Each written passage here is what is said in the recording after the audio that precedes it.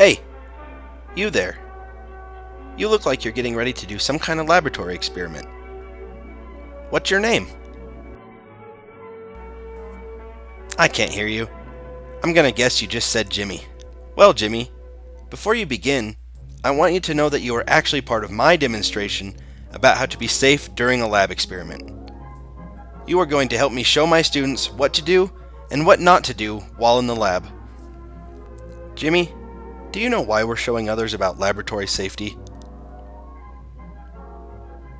Well, laboratory safety is a critical part of having a successful and safe lab experience.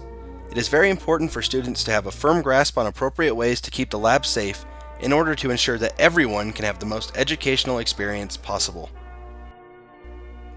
Let's begin with the type of clothing that each student should wear when it is time to participate in a laboratory experience. Starting with the feet, students should always wear closed-toed shoes in order to protect their toes from being splashed by any harmful chemicals that may get spilled during the lab. Secondly, it is recommended that students avoid wearing shorts or short-sleeve shirts while handling potentially dangerous materials that may come in contact with their skin. Jimmy, I think you'd better change into some more appropriate clothing for today. Well done, Jimmy.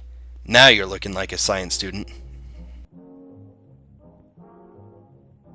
Now that we are done with clothing, let's move on to another facet of laboratory safety that can be controlled by the student: food and drink. There should be no food or drinks present in the lab during a laboratory experiment. This is to help protect the student from eating or drinking anything that has been contaminated by parts of the experiment that could get on the food. It also protects the lab experiment from being contaminated by any food or drink that could possibly alter the outcome of the experiment.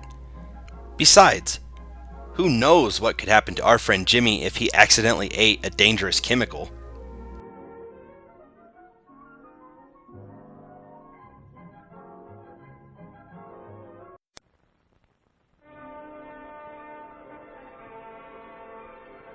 The most important part of any laboratory experience is the ability of the student to follow laboratory directions.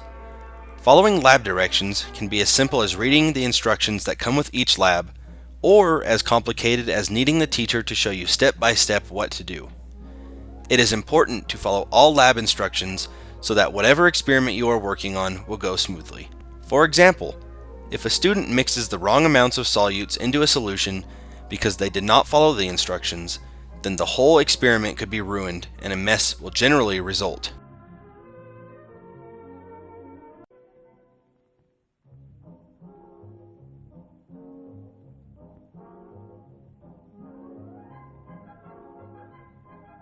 Now is a good time to discuss what to do with laboratory glassware.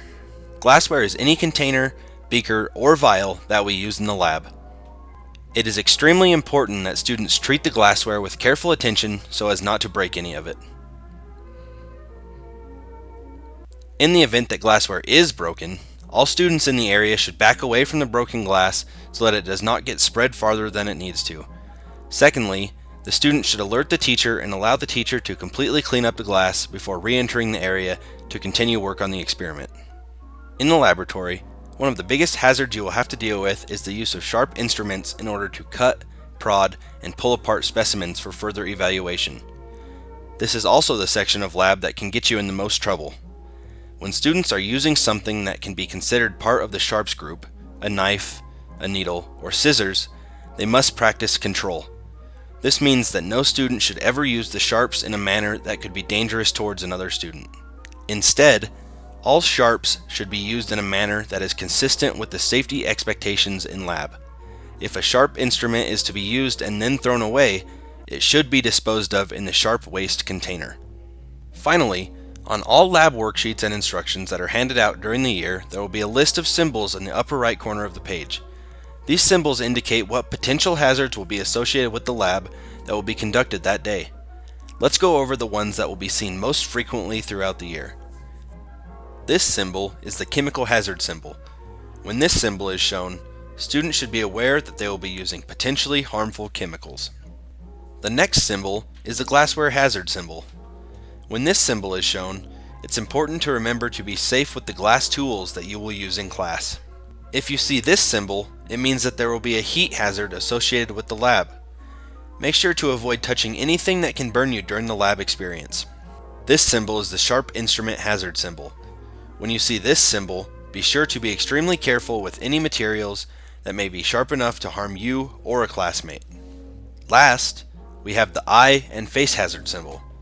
This symbol is the most important symbol to know because it will help you know when to protect your face and especially your eyes from any potential chemical spills that may result from the lab. That will wrap up all of what you need to know about how to be safe during our laboratory experiments this school year. I hope you paid attention. Wave bye to the students, Jimmy.